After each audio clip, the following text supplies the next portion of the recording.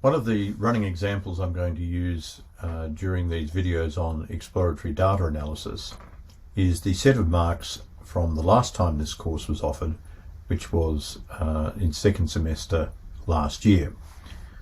I thought you might be interested in this, so let's see what we can learn about them. Now, one of the things to think about here, what I'd like you to think about is, if you could only be told one number to be, and that number was to be representative of the marks, what number would you ask for? What statistic? And I think the most popular number as a representative would probably be the arithmetic mean. Now, this is what people commonly mean when they say the average. In this course, I'm going to try to pretty consistently refer to it as the mean or the arithmetic mean, and that's because there's a number of different types of averages, and I'll discuss some of them a little bit later. So the arithmetic mean, I'm sure you're all familiar with it. In this case, we would calculate it by adding up all the marks and dividing them by the number of students, and for the data that we're interested in, the mean mark was 68.5, so a high credit. Now you can imagine what the mean tells you in a number of different ways, and we'll look at some of them during the course, even though the mean is not going to be a major focus of our exploratory data analysis. One way is to imagine that each mark that a student received was worth $1, and that the students were paid by giving them 50 cents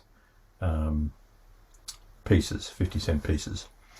So let's say we collected from the students all their 50-cent pieces, all their half marks, put them in a bucket, and then we redistributed them so that every student got the same number of 50-cent coins, same number of marks essentially. Then they'd all get 68.5. So that's one way of thinking about it. There are some other ways that involve the center of balance and so on. Let's now think about another example. This is an extreme example. It's what we often call a toy example, and we do this quite a bit when we're thinking about these things, is we come up with examples that are very extreme because they actually help us develop a better understanding of sort of like the boundaries of a concept. So imagine you had a group of 10 people, and one of them was Elon Musk, whose net worth is about $160 billion, and 9 other people who were completely destitute, so their net worth was $0 each. Think about what the mean tells you. The mean in this case would be $16 billion. So if I just told you nothing else about the 10 people except that their mean wealth was 16 billion, I'm pretty sure you think, wow, that's a bunch of very rich people. And most people would think if they chose one of those people at random, then they would be choosing someone who was very wealthy. But in fact, if you chose someone at random from that group of 10, there's a 90% chance you'd get someone who was completely destitute, had no money, no assets at all. So in that sense, the mean is not terribly representative of the group. And this is a characteristic of the mean. It doesn't work terribly well as a representative number if the data is highly asymmetrical. And we'll see more realistic examples of this later. Now, another answer might be to ask for the median. So the median is another kind of average. So this is the second kind of average we're looking at so far in this course. Now, the usual way of finding the median would be that you'd sort the marks in a sequence from smallest to largest or largest to smallest. And if there was an odd number of students, you'd choose the student in the middle of that sorted list, and that student's mark would be the median. So the median is the middle number. If there was an even number of students, then there wouldn't be a student in the middle. There'd be 2 students in the middle. And so what you do is you find the arithmetic mean of the marks of those two students. Now, in the data that we're interested in, we had 72 students last year. That's an even number, so we needed to look at the two students in the middle of the sorted list of marks. They were at positions 36 and 37, and their marks were both 65. So the mean of their mark was just 65 plus 65 divided by 2. So 65 was the median mark. Now, if we did the same thing with our little group of 10 people, Elon Musk and the poor destitute people with no money, the median there would be $0.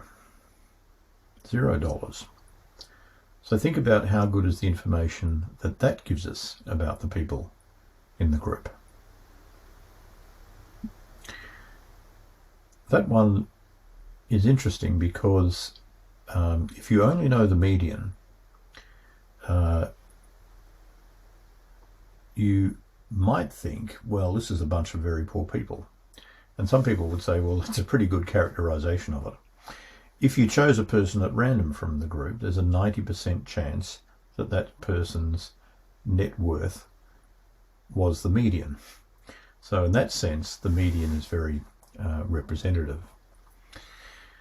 In general, the median, if you have to choose, the median is generally a pretty good first representative number to pick.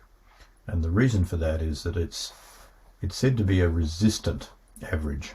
It's not badly affected by really extreme outliers. And in that group of 10 people, Elon Musk is a really extreme outlier. We're going to talk more about outliers shortly, but for the moment, just understand that an outlier is a very unusual, usually very high or very low number amongst some data. Now, I want to say here that our motivation, our real motivation in learning about these statistics and so on, is not so much about learning calculations. I'm not putting a very high emphasis on calculating things. The real motivation is learning to visualize data, to get a sense of its size and shape and the distance between numbers. That's really a very important skill, and it's something you just develop over time with practice. So that, for me, is the main game, because if you can do that, you will be able to do a better job of appraising data as evidence for decision making.